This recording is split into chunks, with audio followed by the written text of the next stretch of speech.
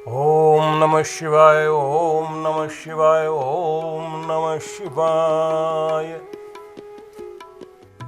आप सभी को बहुत श्रद्धा भाव से प्रेम पूर्वक मैं निमंत्रण दे रहा हूँ। शिवरात्रि का परम पावन अवसर है। इस शिवरात्रि पर आप आनंद धाम आश्रम में पधारिए भगवान शिव की कृपा प्राप्त करने के लिए, क्योंकि जीवन में जहाँ जहाँ भी दुख है, परेशानी है, पीड़ा है, जो पिछड़ गए हैं वो आगे आ सके, जो गिर गए वो उठ सके, जिनकी आंख में आंसू हैं उनको प्रसन्नता प्राप्त हो सके, जो पढ़ना चाहते हैं, बढ़ना चाहते हैं उन पर भी कृपा हो सके, जिनके घर में संतान की कमी है भगवान उनको संतान दे सके, जिन लोगों के जीवन में जिस भी प्रकार का अभाव है वो दूर हो सके। प्रार्थनाओं से क्या नहीं मिलता। भगवान भोलेनाथ महादेव शिव ओढ़र दानी कहलाते हैं, संपूर्ण कामनाओं को पूर्ण करने वाले आशुतोष, वही संकट हरण करने वाले, वही दुख विनाशक है, काल के भी काल महाकाल है, रोगों का हरण करने वाले वैद्यनाथ हैं, घर परिवार में प्रेम और सौहार्द बढ़ाने वाले वही तो अर्धनारीश्वर है। आदिकाल से भगवान शिव की आराधना होती रही है। राम जी को भी सफलता प्राप्त करने के लिए शिव की शरण में जाना पड़ा। सभी ने पूजा की है। पूरे भारत में उत्तर से लेकर दक्षिण तक शिव जी की पूजा होती है। और शिवरात्रि तो एक ऐसा अवसर है जब इस धरती से भी ऊर्जा आती है, ब्रह्मांड से भी ऊर्जा आती है। शिव और शक्ति के मिलन का यह अवसर, शिव और शक्ति की कृपाओं का यह अवसर हम सब के लिए बहुत ही बहुत कल्याणकारी अवसर है। मैं इस अवसर पर चाहूँगा कि आप सब लोग यहाँ आएँ और 1.25 लाख पार्थिव शिवलिंगों का उस दिन रुद्राभिषेक होगा, यज्ञ भी होगा, लेकिन सबसे बड़ी बात रहेगी ये एक अवसर है जब आप भगवान के अपने बनकर, भगवान के परिवार वाले बनकर आप उस दिन शिव की बारात में शिव मंगल यात्रा में शामिल हो।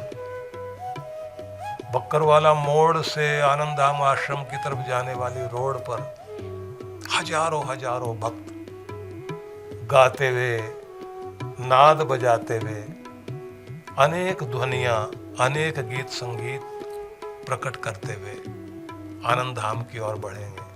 और जहां ओंकारेश्वर भगवान का वह स्थान है जिसे ओंकार पर्वत कहते हैं, उस पर्वत के अंदर गुफाएं हैं। उन गुफाओं में 12 ज्योतिर्लिंग विद्यमान हैं। इन ज्योतिर्लिंगों के दर्शन करने के लिए भारत के प्रसिद्ध 200 संत, जिन जिन को भी पता लगता रहा कि यहाँ कुछ विशेष है, तो अलग अलग अवसरों पर यहाँ संत लोग पधारे हैं, उन्होंने दर्शन किए हैं।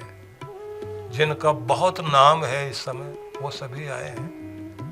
आप किनका नाम हम लें? भारत के माने हुए संत मुरारी बापू, उन्होंने आकर के गुफा में भगवान के दर्शन किए 12 ज्योतिर्लिंगों के। और बागेश्वर बाबा, धीरेन्द्र कृष्ण शास्त्री, अनेक अनेक संत यहाँ आए हैं, उन्होंने दर्शन किए हैं। किन किन का नाम लिया जाए? मैं ये कहूँगा कि मेरे अपने क्षेत्र के लोग, आश्रम के आसपास के लोग, वो पीछे रह जाए।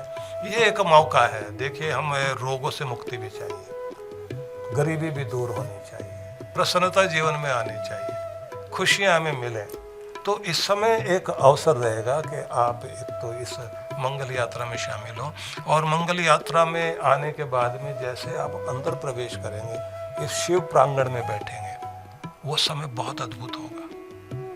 वो समय होगा कि जब आप सभी के हाथों में बेलपत्र दिए जाएंगे और एक साथ 108 पंडित आचार्यगण, हमारे गुरुकुल के ब्रह्मचारी गण मंगल पाठ मंत्र ध्वनि करेंगे, शंख ध्वनि, सभी एक स्वर के साथ भगवान शिव के मंत्रों का जाप करते हुए उस समय में वो वातावरण होगा जब आपके हाथ का बेलपत्र भगवान शिव को अर्पित किया जाएगा। वही समय होगा कि जब आपकी लॉटरी भी निकलवाई जाएगी। जिनको विशेष रूप से दर्शन करने के लिए अंदर भेजा जाएगा, क्योंकि गुफा का द्वार खोला जाएगा। उस समय आप अंदर जा सकते हैं। अंदर की झांकियां देख करके, अंदर का आनंद देख करके, अंदर भाव विभोर होकर जब आप जाएं, सच में अवसर बहुत दिव्य होगा। शाम का कार्यक्रम, जिस समय में हम लोग विशेष मंत्रों के संबंध में बताएंगे कि जब कहीं बात नहीं बनती हो तो फिर शिव जी की शरण में जाइए। डॉक्टर भी जवाब दे जाए। मृत्यु के 9 रूप माने जाते हैं। किसी की धन हानि हो जाए, कुल टूट जाए, सामाजिक प्रतिष्ठा चली जाए, राजनीतिक मृत्यु हो जाए, आर्थिक मृत्यु हो जाए, व्यक्ति की जीवन से कुछ छिन जाए, कहा जाता है कि कोई और कृपा करे ना करे, शिव जी तो कृपा करते हैं। इसलिए आप लोग देखते हैं ना, हजारों लाखों लोग श्रावण की शिवरात्रि में हरिद्वार से चलते हैं, कांवड़ लेकर नंगे पांव, और कितनी गर्मी और कैसी बारिश हो रही होती उन दिनों, तप करते हैं लोग शिव जी के लिए। शिव जी को तप करने से जो कृपा प्राप्त करने का मौका मिलता है, उसका तो कोई जवाब दुनिया में नहीं है। भगवान तो सबके हैं। रावण जैसे व्यक्ति को भगवान ने सोने की लंका दे दी, तो क्या नहीं मिल सकता।